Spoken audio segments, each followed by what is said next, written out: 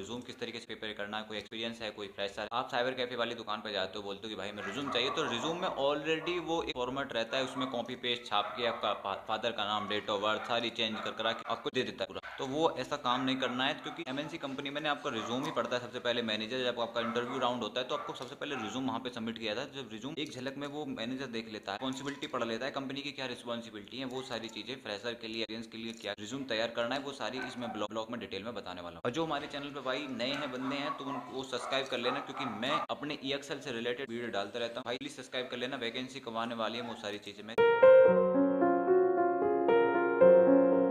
Hello दोस्तों, कैसे सभी मेरे भाई, बढ़िया, क्या हाल चाल है? आई होप अच्छे होंगे, स्वस्थ होंगे और भाई मस्त होंगे। सभी भाइयों को भाई दिल से राम। सो आज लेकर चुका हूँ भाई फ्रेशर और जो एक्सपीरियंस वाले बंदे हैं उनके लिए मैं रिज्यूम लेकर आया हूँ। How to prepare resume for EXL के लिए भाई MNC कंपनी है, और MNC के लिए भाई रिज्यूम किस तरीके से प्रिपेयर करना, ये सारा चीज मैटर करता है। और मेरा चल रहा है वर्क फ्रॉम होम, घर से। इंश्योरेंस डिपार्टमेंट का मेरा प्रोसेस है, और मैं वर्क क्या करता हूँ, मेरा क्या वर्क है, वो मैं एक नेक्स्ट ब्लॉग में बताऊंगा, क्योंकि वो डिटेल में काफी लंबा हो जाएगा। तो मैं भी नहीं चाहता कि ज्यादा ब्लॉग लंबा और भाई बोरिंग थोड़ा बन जाए ब्लॉग, तो मैं भी नहीं चाहता। तो मैं इसलिए आज इस ब्लॉग एकदम परफेक्ट तरीके से तुम्हारी डिमांड और कमेंट की वजह से भाई लेके आया। आपका कमेंट थे भाई कि रिज्यूम बता दो, रिज्यूम फ्रेशर के लिए किस तरीके से तैयार करना है, एक्सपीरियंस के लिए है तो वो किस तरीके से तैयार कर, तो वही सारी चीजें मैं इस ब्लॉग में डिस्कस करने वाला। तो भाई फ्रेशर के लिए और एक्सपीरियंस के लिए, तो आप किसी भी प्रोसेस में हो, किसी भी प्रोसेस में वर्क कर रहे हो, कोई मैटर नहीं करता। ज्यादातर मैटर करता है कि आप सेम डिपार्टमेंट में से सेम डिपार्टमेंट में जा रहे हो, वो ज्यादा मैटर करता है। लेकिन आप चाह रहे हो कि भाई हमारा BP सेक्टर है, कोई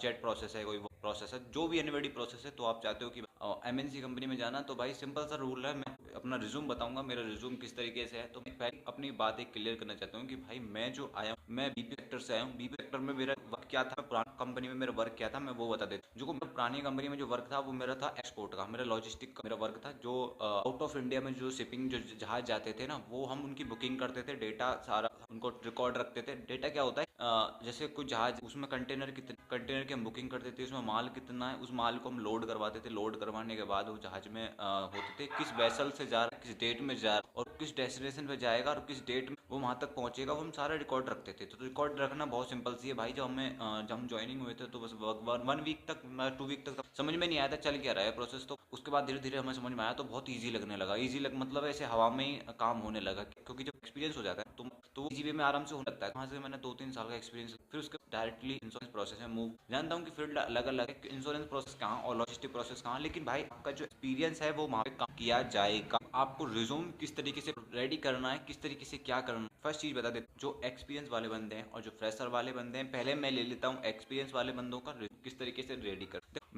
मेरा एक रिज्यूम है, ये मेरे रिज्यूम में मैंने अपने सिस्टम से मिनिमाइज किया है। मतलब 2 पेज में था, मैंने 1 पेज में कर दिया आपको समझाने के लिए। और आपको मेरा रिज्यूम चाहिए तो मैं भाई टेलीग्राम ग्रुप पे आपको सेंड कर दूंगा, वहाँ से देख ले। और समझा देना चाहता हूँ, शायद हो सके मैं टेलीग्राम ग्रुप पे ना डाल रिज्यूम। एक्सपीरियंस वाले बंदों के लिए किस तरीके से प्रिपेयर करना है, वो सारी चीज। तो देखो, पहले जो आपका रिज्यूम पर फोटो होना चाहिए, फोटो मतलब फोटो भी प्रोफेशनल तरीके से होना चाहिए, ये कोई अलग स्टाइल में डिजाइन में फोटो है तो उससे जो मैनेजर, जो HR का प्रभाव है ना, वो थोड़ा निष्क्रिय होता है। प्रभाव के जो प्रति है ना, वो निष्क्रिय हो जाता है। तो आपका फोटो एक सटीक होना चाहिए, कॉलेज या कोई ऐसी ड्रेस में चल जाए, हाफ में होना चाहिए। उसके बाद आपका फोन नंबर होना चाहिए, ऊपर टॉप लिस्ट पे आपका फोन नंबर, आपकी ईमेल ID हो, ताकि जब भी आपके रिज्यूम को कोई पढ़े, तब भी कोई आपके रिज्यूम को पढ़े तो उसमें आपका फोन नंबर, ईमेल पे डायरेक्ट कांटेक्ट करे। आप भी कहीं भी जब वेबसाइट पर डालते हो अपने रिज्यूम, link.com पे या कहीं भी डालते हो, तो आपके रिज्यूम पर सबसे पहले कांटेक्ट करेगा आपसे। उसके बाद आपकी नेशनलिटी होनी चाहिए, आप इंडियन हो, कौन हो, क्या हो, कहाँ से, वो सारी चीजें होनी चाहिए। नेशनलिटी इंडियन डाल। उसके बाद आपका डेट ऑफ बर्थ आपकी जो भी और ईयर होनी चाहिए। फिर उसके बाद आपका जेंडर क्या होना चाहिए, मेल फीमेल जो भी आपका, वो आप डालो। उसके बाद स्किल्स में ज्यादा कुछ वसड़बाजी मत डाल कि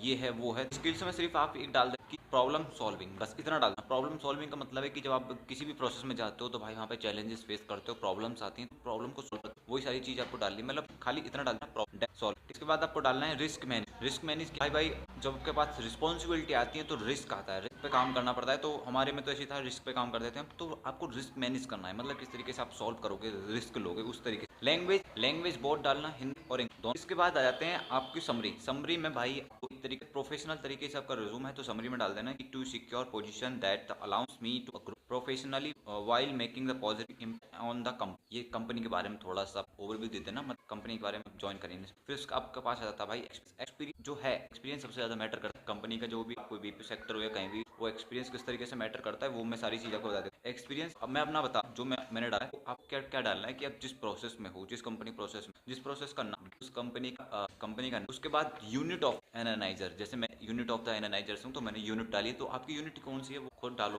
आपके बाद एजुकेशन में से स्टार्टिंग आपकी 10th होनी चाहिए, और फिर 12th होनी चाहिए, फिर नीचे आपकी ग्रेजुएशन। जो भी आप कर रहे हो, ITI कर रहे हो, बी या फिर बी फार्मा कर रहे हो, B.Tech कर रहे हो, कुछ भी कर रहे हो, anyway, वो आप डालो। या फिर रिस्पॉन्सिबिलिटी आप क्या डालना, जो मतलब कॉल सेंटर या फिर आपका लॉजिस्टिक डिपार्टमेंट है, मैं कोई भी प्रोसेस है, प्रोसेस की रिस्पॉन्सिबिलिटी क्या है, छापने की जरूरत नहीं है। क्या करते हो उसमें, क्या आपकी फर्स्ट रिस्पॉन्सिबिलिटी। जैसे फॉर एग्जांपल मैं बता देता, जैसे हमारे में जो रिस्पॉन्सिबिलिटी, सबसे पहले हमें आउटलुक पे वर्क करना है, तो हमने सबसे पहले आउटलुक वर्क ओपन किया। वहाँ पे हमें मेल रिसीव होती थी, क्लाइंट की तरफ से मेल रिसीव होती थी। फिर मेल रिसीव होने के बाद हम एक्नॉलेज कर देते टास्क को कि हम इस पर वर्क कर रहे हैं, we are on work on this tick. तो वो हम सारे डालते थे। उसके जो प्रोसेस में करते थे, जैसे हर कंपनी का अलग अलग एक सॉफ्टवेयर होता है, हम सॉफ्टवेयर को ओपन करेंगे, लॉगिन करेंगे, ID पासवर्ड डालेंगे, उसके बाद फर्स्ट कॉपी करके SSN वहाँ पे पेस्ट करेंगे। हम जो भी हम वर्क करते थे अलग अलग छोटी छोटी लाइनों में पेस्ट करते हैं। ये नहीं कि प्रोसेस की पूरी रामगाथा चल रही है कि हम ये वो देखते थे। प्रोसेस का मेन हम पार्ट, जैसे कि अब मैं अपना बता देता हूँ मैं किस तरीके से क्या करता हूँ। Task receive from the front desk through email on daily basis. हम ये डाल देते डेली बेसिस, मतलब हम ऑन चेक करते थे। और आफ्टर रिसीविंग चेक डेडलाइन, हम टास्क की डेडलाइन चेक करते थे। जो भी हम टास्क की डेडलाइन, जो कि रिस्पॉन्सिबिलिटी खत्म हो जाएंगे, चाहो तो रिस्पॉन्सिबिलिटी से पहले आप अपनी हॉबी भी डाल देते हो। हॉबी में क्या है, रीडिंग ए बुक से न्यूज़पेपर, बस ये दो चीजें हॉबी डालना। क्योंकि ज्यादातर क्या करते, वॉचिंग मूवी डाल देते हो, प्ले क्रिकेट डाल देते हो। भाई वॉचिंग मूवी के बारे में जान पूछ लेते हैं कि आपने लास्ट टाइम वॉचिंग मूवी कब, या फिर प्ले क्रिकेट में कितने वो हैं, कि फर्स्ट मैच कब हुआ था, ये सारी चीजें पूछ लेते हैं। तो भाई थोड़ा कंफ्यूजिंग हो जाता है। तो इसलिए पूछ रहा हूँ कि भाई सिंपल सी हॉबी बताना, जो क्वेश्चन ही पुट अपना हो मैनेजर की तरफ। तो वो हॉबी जैसे रीडिंग ए बुक से न्यूज़पेपर, बस बता दो काम कर। अब रीडिंग न्यूज़पेपर में क्या बोलेगा, बुक का नाम पूछेगा अपना, भैया कोई 12th में बता देना कोई सी बुक में जो पढ़ी। के बाद बस आपका रिज्यूम भाई कंप्लीट हो जाएगा EXL की MNC कंपनी के लिए पर्पस के लिए, ठीक है। तो मैं यही चाहता हूँ कि अपना रिज्यूम दो से बेटर। आप क्या कि आप साइबर कैफे की दुकान पे जाते हो, वहाँ पे जाकर सीधा बोल देते हो कि भाई हमें रिज्यूम चाहिए। रिज्यूम में वो एक फॉर्मेट पेस्ट रहता है, वो छाप देते। तो वो छापना नहीं है भाई, अपनी रिस्पॉन्सिबिलिटी लिख। अब मैं फ्रेशर है, जो फ्रेशर बंदों के लिए, भाई फ्रेशर बंदों के लिए तो कोई ऐसी रिस्पॉन्सिबिलिटी है ही नहीं। तो फ्रेशर बंदों के लिए क्या कि अपना पहले contact number, mail, skills, language, और उसके बाद अपनी क्वालिफिकेशन, एक्सपीरियंस में डाल देना। फ्रेशर में आप फ्रेशर में काउंट करो। उसके बाद आप जो फ्रेशर जो लोग, वो अपनी थोड़ी सी एक दो स्किल्स और बढ़ा सकते हैं उसमें, कि अपने टाइपिंग स्पीड और गुड कम्युनिकेशन, वो सारी चीज़ें डलवा सकते हैं और उसके बाद अपने जो रिस्पॉन्सिबिलिटी में है, वो कंपनी के बारे में क्या रिस्पॉन्सिबिलिटी लेते हो, वो सारी थोड़ी और चीज़, ये सारी चीज़ें थी। तो मैं चाहता हूँ कि भाई अगर आपको रिज्यूम चाहिए, रिज्यूम मैं अपना रिज्यूम दे दूंगा, सेंड कर दूंगा, कमेंट में लिख। और जो भी आपकी क्वेरी है, जो की क्वेरी, वो कमेंट में बता देना। प्लीज़ मेरे चैनल को सब्सक्राइब कर देना। आपकी क्वेरी एक और आ रही है कि मेरा वर्क क्या है, मैं क्या काम करता हूँ MNC कंपनी में, तो अलग सेपरेट ब्लॉग में बता दूंगा कि मेरा क्या फुल डिटेल में, क्योंकि इसमें बताऊंगा तो भाई काफ़ी लंबा ब्लॉग हो जाएगा। तो इसलिए मैं एक सेपरेट ब्लॉग आएगा। जो भी आप मेरे चैनल को सब्सक्राइब कर रहे हो, तो EXL में जो जॉब लेना चाहते हो फ्रॉम सब्सक्राइब करें प्लीज़। मिलते हैं किसी नेक्स्ट ब्लॉग तक के लिए।